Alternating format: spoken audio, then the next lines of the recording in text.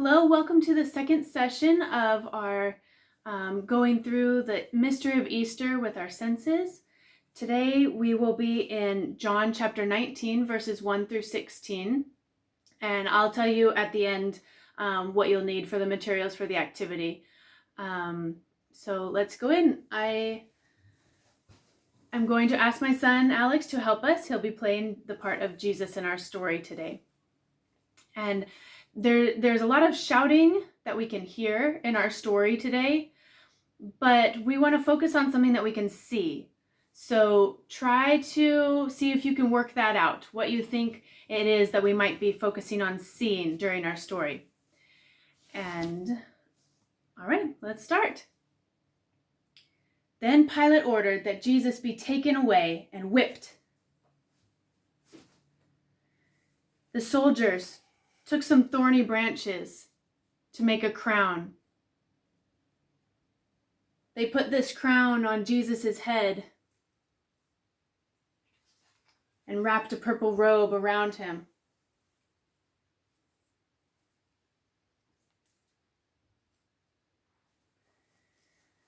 Many times they came saying, "Hail, King of the Jews!" They hit Jesus in the face.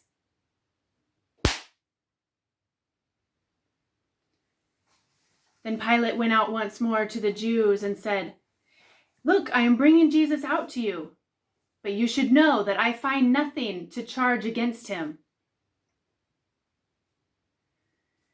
Then Jesus came out, wearing the crown of thorns and the purple robe. And all the Jews started shouting, "Kill him on a cross! Kill him on a cross!" But Pilate answered, "Take him and nail him on a cross yourself.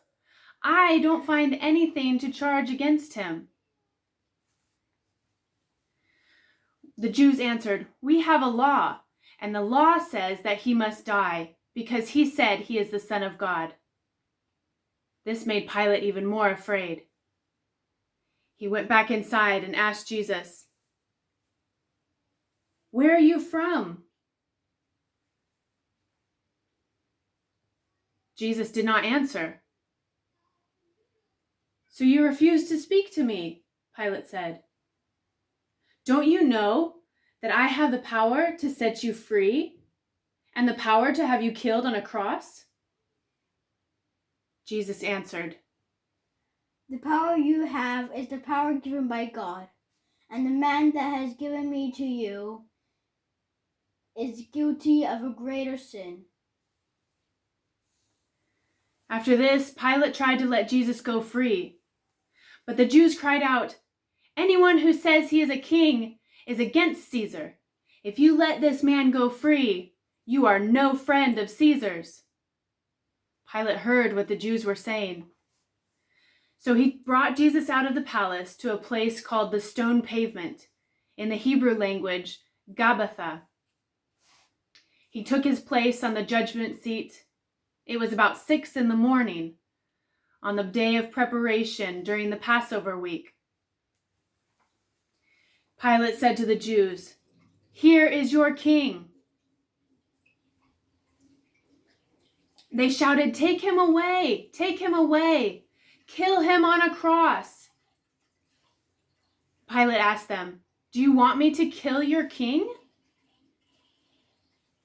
When the Jewish leaders heard this, they said, "Our only king is Caesar." So Pilate handed Jesus over to them to be killed on a cross, and the soldiers took charge of Jesus. Thank you, Alex.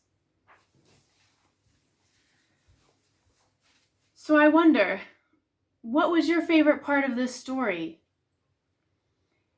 If you have young ones under 3, you may want to just skip this part of questions or talk about it in a different way with your children.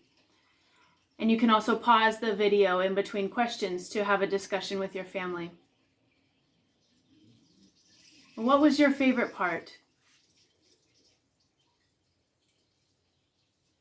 I wonder which part of the story is most important.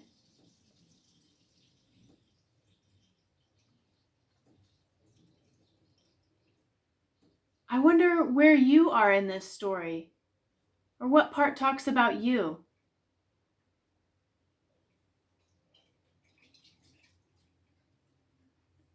I wonder if there are any parts that we can take out and still have all the story that we need.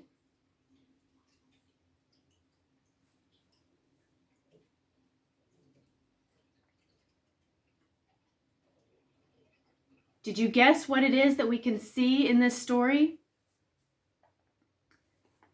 If you guessed the purple robe, then yes, that's what we could see. We could see the purple robe on Jesus. And normally purple is the color of royalty, the color of kings. But the soldiers didn't put the robe on Jesus because they thought he was their king. They were actually making fun of him. Today, we're going to make purple crosses. I've made one out of tissue paper. It's quite big. You can, if you have cellophane paper, this is a really fun thing you can do. You can get some soapy water and get you can cut out different shapes of the cellophane paper and put it in the shape of a cross on your window. And then it's really easy to clean up afterwards. If you don't have purple paper, you can use purple markers or paints or crayons, whatever you have. But then we can put these up on our windows or somewhere in our house where we'll all see it. And whenever we see the purple cross, we can remember that Jesus really is our King. We can remember that he loved us so much to be made fun of and be beaten and even killed on a cross for us.